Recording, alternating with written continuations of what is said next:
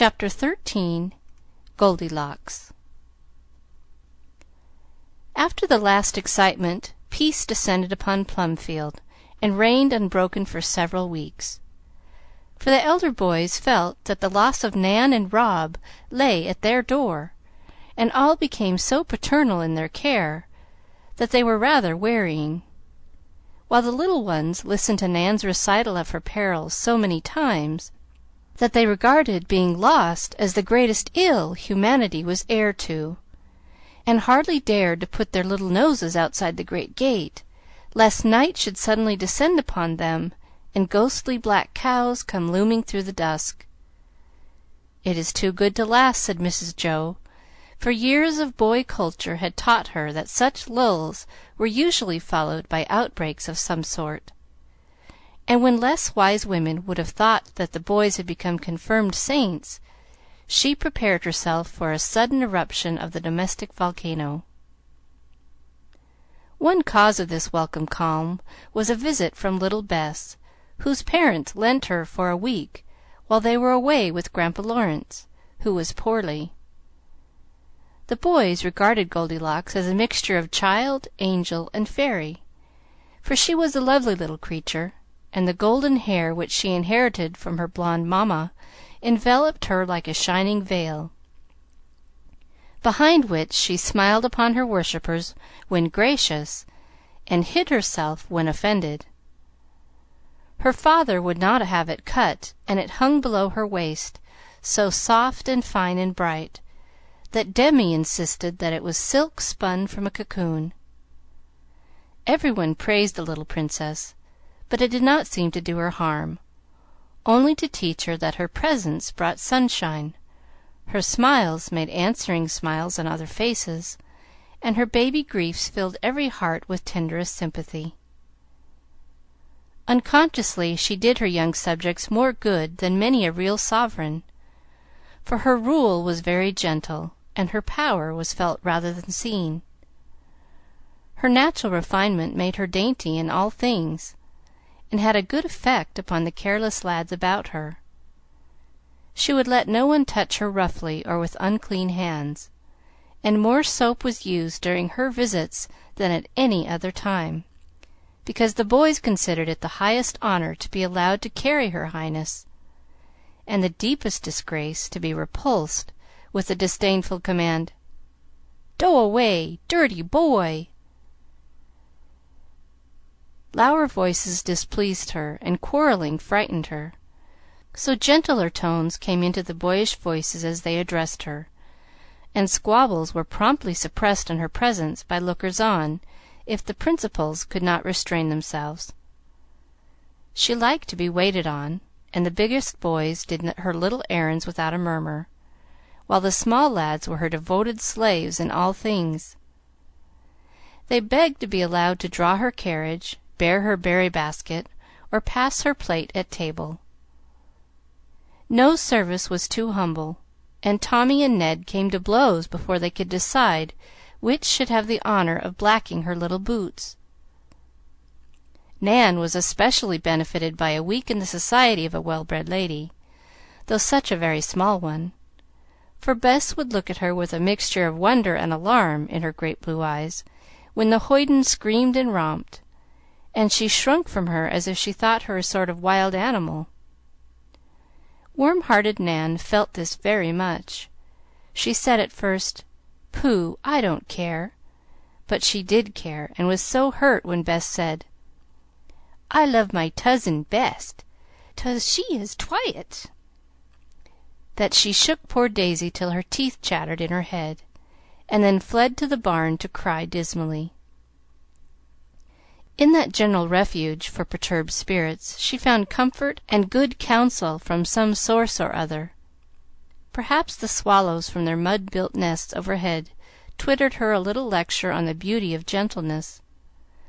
However that might have been, she came out quite subdued, and carefully searched the orchard for a certain kind of early apple that Bess liked, because it was sweet and small and rosy. Armed with this peace-offering, she approached the little Princess and humbly presented it. To her great joy, it was graciously accepted, and when Daisy gave Nan a forgiving kiss, Bess did likewise, as if she felt that she had been too severe, and desired to apologize. After this they played pleasantly together, and Nan enjoyed the royal favor for days. To be sure, she felt a little like a wild bird in a pretty cage at first, and occasionally had to slip out to stretch her wings in a long flight, or to sing at the top of her voice, where neither would disturb the plump turtle-dove Daisy nor the dainty golden canary Bess. But it did her good, for seeing how every one loved the little princess for her small graces and virtues, she began to imitate her, because Nan wanted much love and tried hard to win it. Not a boy in the house but felt the pretty child's influence, and was improved by it without exactly knowing how or why, for babies can work miracles in the hearts that love them. Poor Billy found infinite satisfaction in staring at her, and though she did not like it, she permitted without a frown, after she had been made to understand that he was not quite like the others, and on that account must be more kindly treated. Dick and Dolly overwhelmed her with willow whistles, the only thing they knew how to make, and she accepted but never used them. Rob served her like a little lover, and Teddy followed her like a pet dog. Jack she did not like, because he was afflicted with warts and had a harsh voice. Stuffy displeased her because he did not eat tidily, and George tried hard not to gobble, that he might not disgust the dainty little lady opposite. Ned was banished from court in utter disgrace when he was discovered tormenting some unhappy field mice. Goldilocks could never forget the sad spectacle, and retired behind her veil when he approached, waving him away with an imperious little hand, and crying in a tone of mingled grief and anger, "No, I tarn't love him. He tut the poor mouse's little tails off, and they queeked." Daisy promptly abdicated when Bess came, and took the humble post of chief cook, while Nan was first maid of honor. Emil was Chancellor of the Exchequer, and spent the public moneys lavishly in getting up spectacles that cost whole ninepences. Franz was Prime Minister, and directed her affairs of state, planned royal progresses through the kingdom, and kept foreign powers in order. Demi was her philosopher, and fared much better than such gentlemen usually do among crowned heads. Dan was her standing army, and defended her territories gallantly. Tommy was court fool, and Nat a tuneful Rizzio to this innocent little Mary. Uncle Fritz and Aunt Jo enjoyed this peaceful episode, and looked on at the pretty play in which the young folk unconsciously imitated their elders, without adding the tragedy that is so apt to spoil the dramas acted on the larger stage. "They teach us quite as much as we teach them," said Mr. Bear. "Bless the dears, they never guess how many hints they give us as to the best way of managing them," answered Mrs. Jo. "I think you are right about the good effect of having girls among the boys. Nan has stirred up Daisy, and Bess is teaching the little bears how to behave better than we can. If this reformation goes on as it has begun, I shall soon feel like Dr. Blimber with his model young gentleman," said Professor, laughing, as he saw Tommy not only remove his own hat, but knock off Ned's also, as they entered the hall where the Princess was taking a ride on the rocking horse, attended by Rob and Teddy astride of chairs, and playing gallant knights to the best of their ability. "You will never be a Blimber, Fritz. You couldn't do it if you tried, and our boys will never submit to the forcing process of that famous hotbed. No fear that they will be too elegant. American boys like liberty too well, but good manners they cannot fail to have, if we give them the kindly spirit that shines through the simplest demeanor, making it courteous and cordial like yours, my dear old boy." "Tut, tut, we will not compliment, for if I begin you will run away, and I have a wish to enjoy this happy half hour to the end." Yet Mr. Bear looked pleased with the compliment, for it was true, and Mrs. Jo felt that she had received the best her husband could give her, by saying that he found his truest rest and happiness in her society.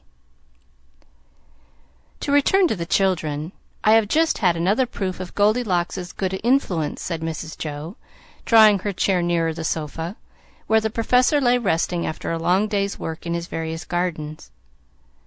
Nan hates sewing, but for love of Bess has been toiling half the afternoon over a remarkable bag in which to present a dozen of our love apples to her idol when she goes. I praised her for it, and she said in her quick way, "I like to sew for other people. It is stupid sewing for myself." I took the hint, and shall give her some little shirts and aprons for Mrs. Kearney's children. She is so generous she will sew her fingers sore for them, and I shall not have to make a task of it. But needlework is not a fashionable accomplishment, my dear. Sorry for it. My girls shall learn all I can teach them about it. Even if they give up the Latin, algebra, and half a dozen ologies, it is considered necessary for girls to muddle their poor brains over nowadays. Amy means to make Bess an accomplished woman, but the dear's mite of a forefinger has little pricks on it already, and her mother has several specimens of needlework which she values more than the clay bird without a bill, that filled Laurie with such pride when Bess made it. I also have proof of the Princess's power, said Mrs. Bear, after he had watched Mrs. Joe sew on a button, with an air of scorn for the whole system of fashionable education. Jack is so unwilling to be classed with Stuffy and Ned, as distasteful to Bess, that he came to me a little while ago and asked me to touch his warts with caustic. I have often proposed it, and he never would consent, but now he bored the smart manfully, and consoles his present discomfort by hopes of future favor, when he can show her fastidious ladyship a smooth hand. Mrs. Bear laughed at the story, and just then Stuffy came in to ask if he might give Goldilocks some of the bonbons his mother had sent him. She is not allowed to eat sweeties, but if you like to give her the pretty box with the pink sugar rose in it, she would like it very much, said Mrs. Joe, unwilling to spoil this unusual piece of self-denial, for the fat boy seldom offered to share his sugar plums. Won't she eat it? I shouldn't like to make her sick, said Stuffy, eyeing the delicate sweetmeat lovingly, yet putting it into the box. Oh, no, she won't touch it, if I tell her it is to look at, not to eat. She will keep it for weeks, and never think of tasting it. Can you do as much? I should hope so. I'm ever so much older than she is, cried Stuffy indignantly. Well, suppose we try. Here, put your bonbons in this bag, and see how long you can keep them. Let me count 2 hearts, 4 red fishes, 3 barley sugar horses, 9 almonds, and a dozen chocolate drops. Do you agree to that? asked sly Mrs. Joe, popping the sweeties into her little spool bag. Yes, said Stuffy with a sigh, and pocketing the forbidden fruit, he went away to give Bess the present, that won a smile from her and permission to escort her round the garden. Poor Stuffy's heart has really got the better of his stomach at last, and his efforts will be much encouraged by the rewards Bess gives him, said Mrs. Joe. Happy is the man who can put temptation in his pocket and learn self-denial from so sweet a little teacher, added Mr. Bear, as the children passed the window, Stuffy's fat face full of placid satisfaction, and Goldilocks surveying her sugar rose with polite interest, though she would have preferred a real flower with a "pitty smell." When her father came to take her home, a universal wail arose, and the parting gifts showered upon her increased her luggage to such an extent that Mr. Lorry proposed having out the big wagon to take it into town. Every one had given her something, and it was found difficult to pack white mice, cake, a parcel of shells, apples, a rabbit kicking violently in a bag, a large cabbage for his refreshment, a bottle of minnows, and a mammoth bouquet. The farewell scene was moving, for the Princess sat upon the hall table, surrounded by her subjects.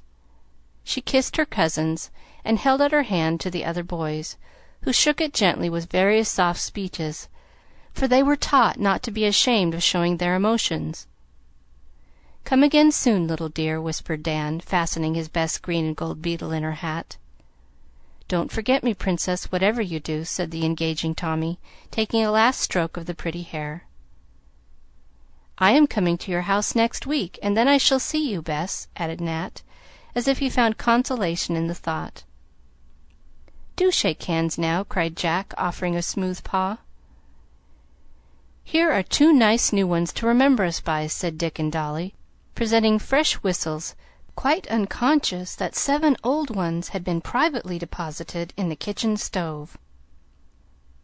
"My little precious, I shall work you a bookmark right away, and you must keep it always," said Nan, with a warm embrace. But of all the farewells, poor Billy's was the most pathetic, for the thought that she was really going became so unbearable that he cast himself down before her, hugging her little blue boots, and blubbering despairingly, "Don't go away! Oh, don't!" Goldilocks was so touched by this burst of feeling that she leaned over and, lifting the poor lad's head, said, in her soft little voice, "Don't try, Billy. I will tiss you and tum aden soon." This promise consoled Billy, and he fell back beaming with pride at the unusual honor conferred upon him. "Me too, me too!" clamored Dick and Dolly, feeling that their devotion deserved some return. The others looked as if they would like to join in the cry, and something in the kind, merry faces about her moved the Princess to stretch out her arms and say with reckless condescension, "I will tiss ev'ybody!" Like a swarm of bees about a very sweet flower, the affectionate lads surrounded their pretty playmate and kissed her till she looked like a little rose, not roughly, but so enthusiastically that nothing but the crown of her hat was visible for a moment. Then her father rescued her, and she drove away, still smiling and waving her hands, while the boys sat on the fence screaming like a flock of guinea fowls, "Come back! Come back!" till she was out of sight. They all missed her, and each dimly felt that he was better for having known a creature so lovely, delicate, and sweet, for little Bess appealed to the chivalrous instinct in them as something to love, admire, and protect with a tender sort of reverence. Many a man remembers some pretty child who has made a place in his heart and kept her memory alive by the simple magic of her innocence. These little men were just learning to feel this power, and to love it for its gentle influence, not ashamed to let the small hand lead them, nor to own their loyalty to womankind, even in the bud. Chapter 14.